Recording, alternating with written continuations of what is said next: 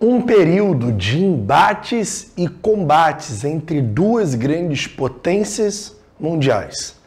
Mas apesar desses embates e combates acontecerem, esse período também foi marcado por uma falta de confronto direto entre essas duas potências. Então, a gente hoje vai se debruçar justamente a respeito do assunto de Guerra Fria ou Velha Ordem Mundial. Se liga que a aula hoje vai pegar fogo. Primeiramente, quando eu falo sobre Velha Ordem e Nova Ordem, muita gente acaba não entendendo muito bem o termo de ordem mundial. Eu quero que vocês percam um pouquinho da ideia de teoria conspiracionista, achando que ordens mundiais são uma coisa dos Illuminatis. Quando eu estou falando de ordens mundiais, eu estou falando sobre ordenamentos mundiais. Ou seja, como vai se comportar o mundo de acordo com o meu processo de ordenamentos. Como vai se dividir o mundo, como ele vai pensar, raciocinar, criar uma hierarquia entre países, criar uma hierarquia entre instituições. Então, quando eu falo de ordem mundial, eu falo diretamente de uma relação de equilíbrio do poder entre os países do mundo.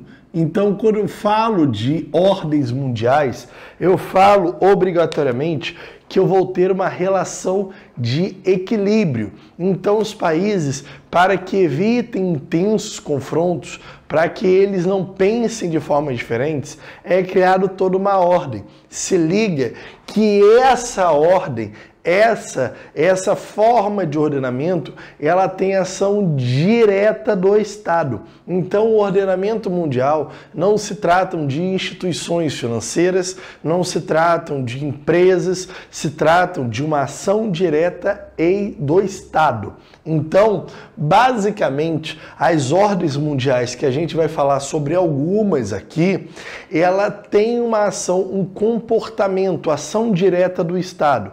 Por exemplo, no mercantilismo, na época do colonialismo, a gente dividiu o mundo em lado colônia e o lado metrópole. Quando eu faço essa divisão, ou se você é um país no mundo, provavelmente ou você é colônia, se você é um espaço no mundo, ou você é colônia ou você é metrópole.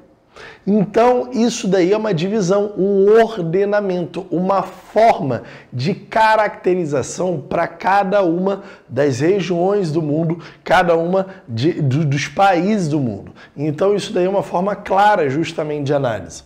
Quando eu falo aqui da relação dos países do mundo, eu tenho uma ampliação de influências. Sim, o ordenamento mundial, ele prevê uma influência justamente de um país sobre outros países. Então, eu tenho uma ação direta de influência entre os países, tá? Então, aqui pode ser na perspectiva militar, pode ser na perspectiva tecnológica, pode ser na perspectiva de finanças. Então, por exemplo, no período do mercantilismo, e eu vou citar esse caso aqui, eu tinha uma forte influência da Inglaterra. Por exemplo, vamos pensar no caso brasileiro e na questão da escravidão. A Inglaterra pressionava o Brasil para acabar com a escravidão. Uma ação direta dos estados agindo sobre outros países. Isso daí é uma ordem mundial. Então, hoje, por exemplo, a gente sofre ações indiretas dos Estados Unidos, da China. Durante o período do século XX, eu tive forte influência dos Estados Unidos sobre o Brasil em diversos aspectos, com Getúlio Vargas, nos governos militares, nas entradas do governo neoliberal. Então, basicamente, quando eu falo sobre ordem mundial, eu falo sobre ação direta dos estados para gerar influência sobre outros estados. Claro que quando eu começo a me debruçar sobre esse caminho, eu vejo que o mundo ele não começa na ordem mundial, na velha ordem mundial do mundo bipolar, não. Houve várias ordens mundiais anteriores a essa. Por exemplo, o mercantilismo e o colonialismo. Lá no século XVI, onde a gente separou as Américas para serem colônia das metrópoles que estavam na Europa. Então, Brasil, por exemplo, aqui se tornou uma colônia de Portugal. Assim como grande parte da América Latina se tornou colônia da Espanha. Assim como a gente tem trechos dos Estados Unidos e das Guianas, entre outras ilhas na área central das Américas, que se tornaram colônia da Inglaterra. Trechos do Canadá, o caso da Guiana Francesa, Haiti, acabam se tornando colônia da França. Então, quando eu falo sobre ordenamentos mundiais, eu falo como a característica básica de uma ação direta dos estados distribuindo terras no mundo das Américas à sua influência direta. Ou seja, aqui, claro que esse mercantilismo e o colonialismo ainda tinham como marcas muito fortes Portugal e Espanha como as grandes potências que mais vão capitalizar essas colônias. Isso daí não permanece depois com o tempo, não. E aí a Inglaterra acaba tornando o pioneirismo e acaba sendo o grande centro de influência mundial. Claro que essa ordem mundial ela acaba sendo substituída a partir do século XVIII e XIX pela ordem chamada de ordem pluripolar. Nesse momento, com as revoluções industriais crescentes pelo mundo, eu vou ter justamente Grã-Bretanha, França, Prússia e Império Austro-Húngaro começando a comandar outras colônias no mundo, como o caso da África e da Ásia, o chamado neocolonialismo. O neocolonialismo ele se diferencia do colonialismo primeiramente no seu espaço. Aqui no colonialismo eu tenho como foco as Américas. No neocolonialismo eu tenho como foco a Ásia e a África. Então, esses países acabam dominando, acabam tomando justamente a frente em criar as suas colônias e as suas influências através da perspectiva industrial. Então, aqui a lógica não é mais o metalismo, a busca de metais preciosos, a balança comercial favorável que a gente tinha no século XVI. Agora, nessa nova ordem mundial, a busca dela é justamente a manutenção, a lógica de manutenção de mercados consumidores e também áreas influenciadoras de matéria-prima. Então aqui a busca é tanto local para vender quanto também local para capitalizar matéria-prima, tirar matéria-prima. Então, nessa ordem pluripolar, eu tive a Grã-Bretanha, a Inglaterra como a principal pioneira. Mas eu tenho também França, Prússia e Império Austro-Húngaro na Europa. Posteriormente, fora da Europa, Estados Unidos e Japão começam a também gerar as suas influências. Também começam a gerar as suas colônias. Também começa o Japão sobre as áreas do leste asiático, entrando nas ilhas de Taiwan, entrando em parte da Rússia, entrando em parte, por exemplo, da Coreia. Enquanto os Estados Unidos tentam entrar em grande parte da América Central, conseguindo alguns protetorados, como o caso de Cuba, Porto Rico, por exemplo. Então, nós temos nada mais, nada menos que essa instituição de uma nova ordem mundial, buscando justamente o desenvolvimento em épocas de revolução industrial, o chamado imperialismo. Então, uma marca central, eu tenho justamente essa marquinha central aqui, ó. Eu tenho essa ordem chamada de ordem pluripolar. Essa ordem para depois do mercantilismo, com várias nações comandando as suas colônias.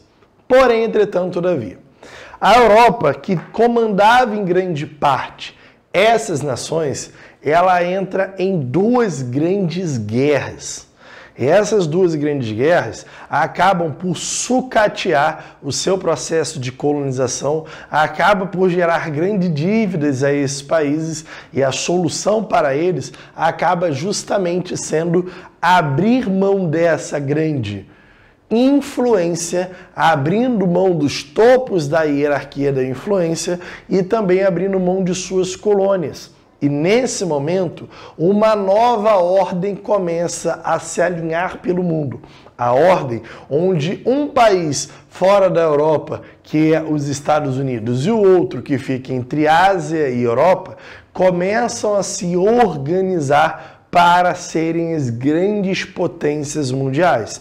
Então a Grã-Bretanha, que dominava o índice de influência do mundo, acaba perdendo essa capacidade de influência e acaba gerando dois grandes polos de influência nesse período pós-guerra.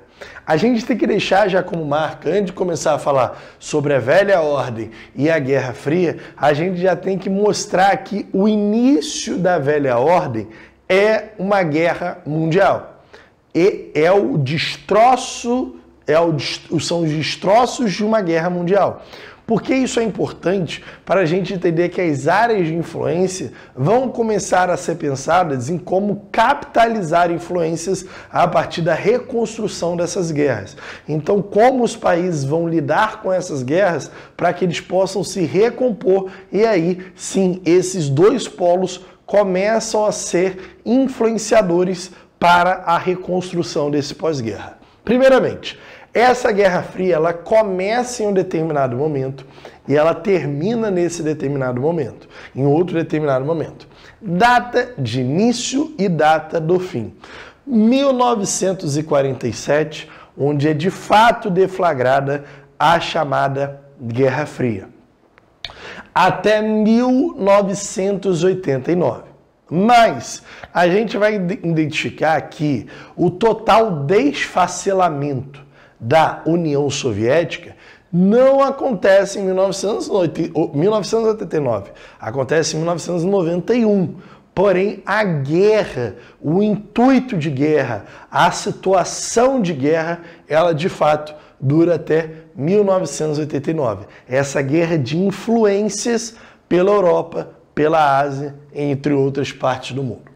Primeiramente, como eu estou dizendo, a ordem mundial, ela mexe com o amparato, ela mexe com a lógica de influências. Se ela mexe com a lógica de influências, há áreas que vão que vão atuar essas influências. Por exemplo, na Europa, na Ásia, na América Latina e na África. Nós vamos ter justamente essas áreas de influência da Guerra Fria. Essas áreas de influência da Guerra Fria vão começar a serem disputadas através de diferentes âmbitos, diferentes aspectos, que a gente vai conversar cada um desses aspectos aqui. Então fique de boa e vamos que vamos. Se liga. De um lado, eu tenho uma ordem bipolar, então eu tenho dois polos, bipolar. De um lado, eu tenho os Estados Unidos.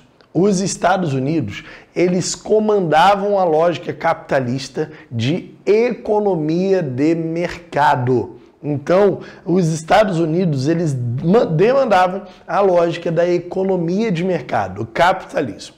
Enquanto do outro lado eu tinha a União das Repúblicas Socialistas Soviéticas. Aqui eu também vou chamar de URSS, União das Repúblicas Socialistas Soviéticas.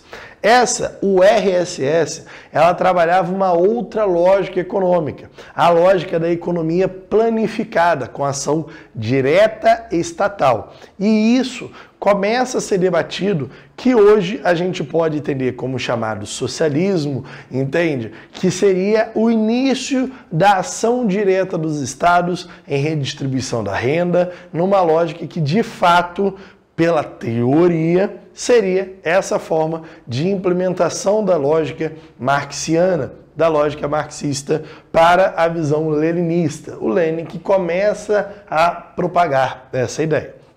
Então, posso assim também dizer que é um mundo dividido entre lado capitalista e lado socialista. O lado da economia de mercado e o lado da economia planificada com a ação direta do Estado.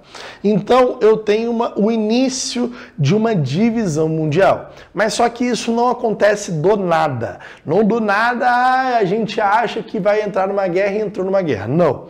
Esse processo é dado em passos. Primeiramente, essa União Soviética, a gente vai aprender na aula sobre Rússia, que ela se constitui como um grande bloco de país, envolvendo pelo menos o que hoje nós temos 15 nações. Então nós temos a Rússia, então pensar a Rússia como União Soviética apenas é errado, porque nós temos a Rússia, nós temos os países chamados países bálticos, Lituânia, Letônia, Estônia, nós temos os países do chamado leste europeu, como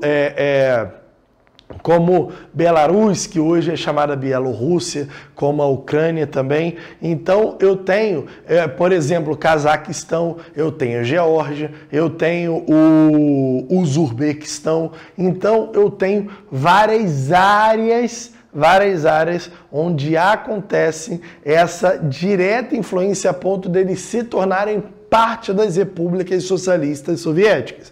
Então, nesses países, nesses 15 países, Cazaquistão, Uzbequistão, Geórgia, Ucrânia, todos esses países, na verdade, eles se tornam um país só, chamado o Bloco da União das Repúblicas Socialistas Soviéticas. Aquilo tudo era o RSS. Então eram só esses países que, na verdade, viram apenas um país, por assim dizer. Esses países, o país central russo e o satélite, eles eram socialistas? Não. Existiam outros países que estavam sob a influência socialista, mas iriam comandar a sua economia planificada da sua forma. Por exemplo, China. China não pertencia ao bloco das repúblicas socialistas soviéticas, ao URSS, mas ela era, sim, comunista ao seu modo. A gente tinha a Tchecoslováquia também, a gente tinha a Iugoslávia. Então, basicamente, existem os países do bloco da União das Repúblicas Socialistas Soviéticas, que são as 15 nações que formam um bloco apenas, mas a gente também tem os países que não pertencem à União Soviética, porém adotaram o comunismo, o socialismo como parte do seu governo. Então, essa influência ela poderia ser direta da União Soviética ou poderia ser indireta da União Soviética, como o caso da China, Tchecoslováquia, Iugoslávia, entre outros. Então, primeiramente, quando começa a briga por áreas de influências, a gente pode definir a Conferência de Yalta como um dos passos iniciais, onde ela define a influência da União Soviética sobre o leste europeu. O início da influência sobre o leste europeu começa com uma série de tratados assinados na Conferência de Yalta sobre áreas da Polônia, Tchecoslováquia, Hungria, Romênia, Bulgária, Iugoslávia e Albânia. Uma série de países que não estavam sobre o bloco da União das Repúblicas Socialistas Soviéticas, da União Soviética, porém, entretanto, todavia, estavam alinhados com a lógica comunista, com a lógica justamente da economia planificada de Estado. Então, são essas primeiras influências que começam a ser estabelecidas aqui, na chamada Conferência de Yalta. E aí, o chamado leste europeu começa aos poucos a ter um alinhamento e uma série de medidas e ajudas da União Soviética. Lembrando que a União Soviética em si era um grande bloco de 15 países que hoje estão esses países separados e mais tarde a gente vai aprender que formam parte da chamada SEI. Mas vamos lá, isso daí é um pouquinho mais para frente. E começam as áreas de influência da União Soviética pela Conferência de Yalta. Mas uma outra área precisava ser definida, que era a Alemanha. A Alemanha que tinha sido vencida na Segunda Guerra Mundial e que essas ações que os aliados tomam para tomar a Alemanha, eles pegam a Alemanha e viam que a Alemanha ela precisava ser governada por um governo externo. Claro que, a partir do momento que existem dois lados de influência, a gente vai acabar dividindo a Alemanha e também dois lados de influência, já que a União Soviética e Estados Unidos estiveram juntos na hora da derrocada alemã, por assim dizer, estiveram juntos dentro da Segunda Guerra Mundial, brigando pelo mesmo lado. Então, nesse momento, a Alemanha ela passa a ser dividida em dois lados. Como a gente vai fazer a divisão da Alemanha em dois lados? Através de uma conferência. Essa conferência é a chamada Conferência de Potsdam. Essa conferência vai dividir a Alemanha como áreas de influência. Sendo essas áreas de influência, a área que eu pintei aqui de azul, ela vai pertencer a Estados Unidos, França e Reino Unido. Então, basicamente, essas áreas de azul a gente vai chamar de RFA, a República Federal da Alemanha. Então, a parte capitalista, ela era conhecida como RFA, a República Federal da Alemanha, onde tinha como a cidade de Bonn, por exemplo, a sua grande capital. Já o lado comunista ficava a chamada República Democrática Alemã, comandada pela União Soviética. Então, a União Soviética teve como parte, satélite também do bloco, a própria Alemanha. Se liga que essa daqui era a porção oriental. Mas quando eu falo de Berlim, Berlim, ele fica do lado da RDA, ele fica do lado da União Soviética. Mas só que dentro de Berlim ficava uma nova redistribuição entre o lado dos Estados Unidos, o lado da França e o lado da Alemanha, que era o lado da RFA dentro de Berlim, e o outro lado que era o lado da RDA. Também dentro de Berlim. Galera, Berlim vai estar pertencendo nada mais, nada menos que o lado RDA. Não vai estar pertencendo ao meio entre os dois. Ele ficava do lado da Rússia, porém, dentro aqui ele era como se fosse o chamado país enclave, né? Ele está dentro de outro país, literalmente, com o seu lado da RFA. Essa divisão ela é feita pela justamente Conferência de Potsdam. Então, a partir desse momento, eu já começo a alinhar esse processo justamente da Guerra Fria. Mas quando a gente pode dizer que foi a Guerra Fria declarada, deflagrada a Guerra Fria? Quando eu tenho a instauração da doutrina Truman.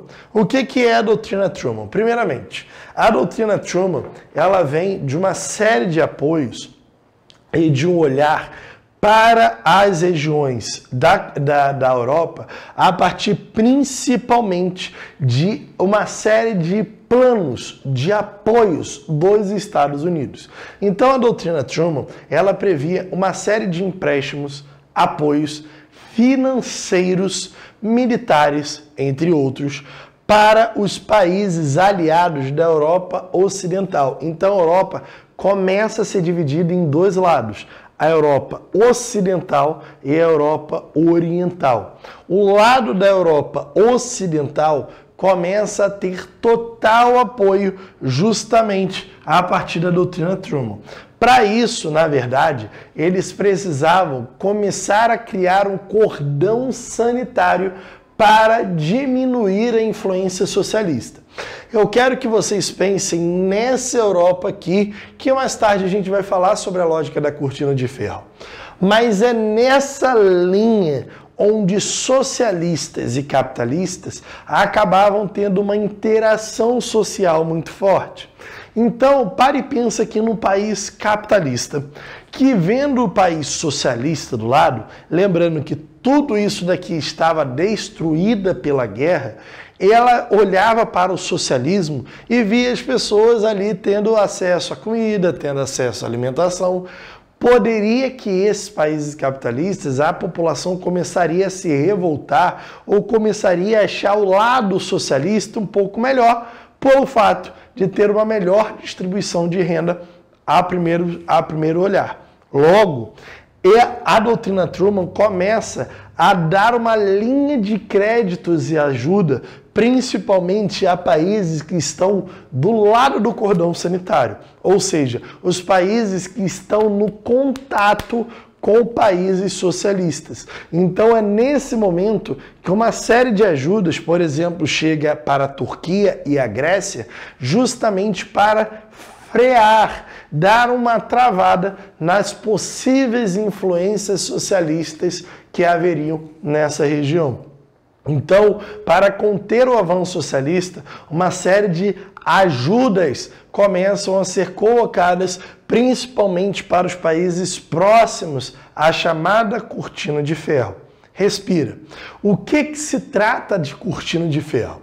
Esse termo ele foi utilizado em um discurso numa universidade norte-americana pelo presidente Winston Churchill. Esse cara, ele vai falar justamente que agora a Europa não poderia ser pensada como uma Europa unificada. Mas, ao mesmo tempo, ele fala de uma Europa unificada, mas só que não uma Europa toda conjunto unificada, mas a sua clara divisão entre uma Europa ocidental, tipicamente capitalista, e o lado oriental, tipicamente socialista. Então, ele faz essa influência, essa separação entre lado oriental e ocidental a partir dessa chamada cortina de ferro e estabelece a doutrina Truman sobre essa cortina de ferro justamente com a característica de que os Estados Unidos, os países capitalistas, deveriam olhar para próximo dessa cortina de ferro e começar uma série de ajudas a esses países, porque a influência socialista poderia vir se alastrando de lá para cá. Então é nessa cortina de ferro que deveria receber os maiores aportes e apoios, principalmente para a reestruturação dos países no pós-guerra. Então é nessa cortina de ferro que deveria ter a total atenção de todos dos países capitalistas para que não gerem nenhuma forma de apoio ao socialismo, principalmente nessas minhas características aqui, ó, de apoio mesmo, de falência do Estado nesses países. Então esses Estados eles precisam ser fortes, a ajuda social precisa ser forte para que o cunho socialista não avance sobre a Europa. Então, nesse momento, a gente passa a redistribuir o mundo de uma nova forma, agora em uma nova ordem bipolar. Se antigamente o mundo ele era dividido em colônias e metrópoles, se ele era dividido em lado da matéria-prima, do mercado consumidor e o lado da Revolução Industrial, que a economia estava se desenvolvendo, agora eu tenho uma nova distribuição do mundo em países alinhados aos Estados Unidos, com as grandes potências alinhadas aos Estados Unidos, a gente definiria como países de primeiro mundo. São os países, as grandes potências alinhadas aos Estados Unidos. Do outro modo, eu tenho as potências que estão ou alinhadas à União Soviética ou estão dentro da União Soviética. A esses países a gente vai chamar de países do segundo mundo. Assim como também teríamos países mais pobres que estariam ligados aos Estados Unidos, que são os chamados países de terceiro mundo. Então, toda vez que você encontrar pessoas no meio da rua que falam países de terceiro mundo, eu obrigatoriamente estou falando sobre ainda o período da Guerra Fria. Esse termo não deve ser mais utilizado, porque a Guerra Fria já acabou, entende? Então, justamente, a União Soviética, com a sua queda e a queda do socialismo, hoje eu tenho pequenos porões, pequenos esporões justamente de socialismo. A gente não pode defini-los justamente como áreas socialistas, comunistas, com uma Guerra Fria continuada. Então, por isso que o termo primeiro e segundo mundo e terceiro mundo já não é mais utilizado. Hoje são países desenvolvidos, subdesenvolvidos ou periféricos e centrais. Então, aqui está a regionalização da Guerra Fria muito claramente para vocês. Uma análise muito direitinha sobre cada um dos aspectos que a gente vai analisar. Então, eu quero que vocês entendam a primeira coisa. A guerra, ela não gera um conflito direto justamente entre as superpotências. Entende que, de fato, Estados Unidos e União Soviética nunca trocaram tiros entre si. Primeiramente, porque essas duas nações tinham elas tinham de fato armamentos nucleares. Então, qualquer guerra entre essas duas nações diretas causava um grande estranhamento mundial, simplesmente pelo fato deles terem uma bomba nuclear e a possibilidade dessa bomba nuclear, de fato, elas serem usadas para ambos os lados. Então havia um intenso medo mundial de uma possível guerra nuclear. Então acaba que esse medo conteve as duas nações de evitarem seus conflitos diretos, mas houve sim conflitos indiretos em várias partes do mundo, justamente definindo essas áreas de influência. E a necessidade de influência em vários aspectos. Em vários aspectos havia sim uma necessidade de influência justamente entre esses países. Então, como acontecia a guerra de fato? Acontecia pela necessidade de um país ou outro país ter a influência de capitalizar para si todas as possibilidades, todas as lógicas de influência de outras nações. Tenta entender o seguinte aqui. Essas influências vão acontecer no setor financeiro, vão acontecer no setor militar, vão acontecer no setor de propagandas, espionagens. Vamos começar pelo lado financeiro, como acontecia essas influências entre as nações. Primeiramente, como eu estou dizendo, a base da velha ordem mundial é uma grande guerra, chamada de Guerra Mundial. As duas guerras mundiais deixaram marcas na Europa, cicatrizes na Europa muito profundas. E para a reconstrução, para a tentativa de melhoria desse processo, eu tinha um plano Marshall. O plano Marshall foi o plano, e aqui eu sublinhei como estadunidense. Aqui está azul. Sempre estou colocando o azul lá do capitalista. Então aqui eu sublinhei de azul para mostrar que ele era um plano capitalista. Do lado capitalista, ocidental. Era uma ajuda financeira à Europa Ocidental para a sua reconstrução. O nome do planejamento era Plano Marshall. Mas era necessário uma organização para esse processo. Quem vai organizar isso daí é feito a chamada OECE.